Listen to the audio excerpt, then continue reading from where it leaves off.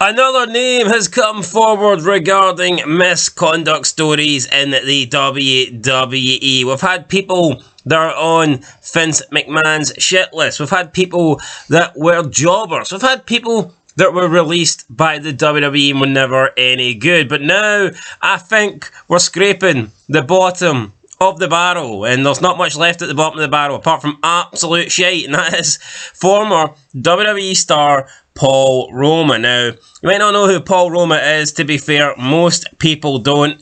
His most notable role in wrestling was probably when Triple H buried him for being included in the Four Horsemen. So there was a WWE video release where they're talking about the Four Horsemen one time, documentary style, and Triple H questioned why was the guy put in the Four Horsemen during WCW and referred to him as nothing more than a job guy in the WWE. Paul Roma responded to Triple H and said at least he didn't get to the top by sleeping with the boss's daughter. So, yeah, that's Paul Roma's probably best moment in his career. What's your favourite Paul Roma moment? I mean, honestly, I didn't know the guy existed until about 15 seconds ago, so I can't say anything. I mean, easily the worst member of the Horsemen, considering I know every other member apart from this guy. Yeah, so there you go. Paul Roma. We've had a lot of people come out lately and talk about misconduct stories, allegations in WWE. Paul Roma is now the latest one to do it. He made an appearance on News Nation and he commented on sexual misconduct stories that he's heard over the years. And he said the following, quote, "It was pretty regular. You heard it on a regular basis for the most part. Then you wouldn't hear it for a while. Then it would come full circle. But it wasn't so much Vince as it was the people that he had surrounding him. You talk about an industry where you have young, good-looking, well-built men in the ring, half naked, 3/4 naked actually. It left the door open. He had a lot of people around him, vice presidents and bookers that were very much into that. They put you in a really bad situation, especially once you start making some money and you kind of get comfortable with that, and then you find out that your job's on the line. Either do it or get fired. I witnessed quite a few that walked away. One of my former partners, when I was part of the Young Stallions, he was propositioned. He said he went to one of the agents and told them what happened. I said, why would you do that? You just ratted on both of us. He kind of threw us both under the bus just starting out. End of quote. So Paul Roma saying that one of his tag team partners was propositioned and there was a lot of gay shit going on in the WWE back then. It's not the first time we've heard this. We've heard I remember seeing a video the other day of a young commentator saying that he basically got kicked at the WWE because he wouldn't sleep with Pat Patterson. And I mean, could Pat Patterson be the culprit here? Could he be the one that approached Paul Roma's tag team partner? We know he liked them young and he liked the men too. I mean, Jerry Lawler also liked them young, but I'm pretty sure he was more into females. But there seems to be a lot of this going around, although Paul Roma did state that it wasn't so much McMahon and it was the people that were surrounding McMahon. So Paul Roma's probably the first one to come out and take a shot at these allegations and like misconduct stories, but not actually put the blame and pin it on Vincent Kennedy McMahon. So yeah, a bit of a different story here for Paul Roma. Kind of same shit, but different flavour. Different flavour, not a flavour we're all keen here on Fog Wrestling about, but I just think with men that nobody will care. I mean, I think all this boils down to is women. See if this guy here came out and said, oh, it was right back in the day with women. I mean, this would probably be top news story in CNN. But see the fact it's men and it was one half of what was his tag team, the Young Stallions.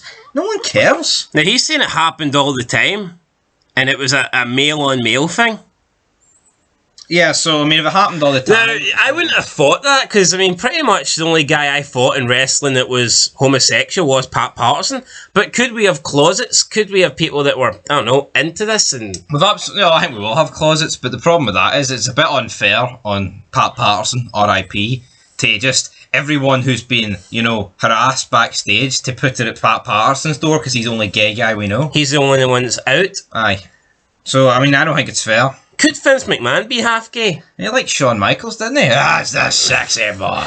Well, yeah, plus, I don't know, I think if you're going to share a woman with a man, I think that makes you half gay. I think we've got to shit on anyone like that's a wee bit gay. Yeah, that's very gay. That's kind of shitty and gay, I guess, at the same time. Shit gay. But nah, Paul Roma here coming out and saying that things like this happened all the time. And I mean, I suppose it is the wrestling business. He says that he did have young, good-looking guys that were all well-built, in good shape. Well, I mean, back then they were in good shape. Nowadays, not so much. Well, I mean, I say they weren't all good in shape back. I mean, you had guys like Earthquake and stuff like that. So, I mean, it's not like they were all young studs here that were jacked and 6'4" and no body fat. I mean, we did have some... You know, King Kong Bundy back in the day. I mean, we did have some big fat guys that I'm sure weren't attracting much attention from the vice presidents and bookers back then. No, absolutely not. But Paul Roma, sorry, he's the only guy. I mean, I can't put a face to the name. I have no idea who this guy is. He looks a lot like Ken Shamrock.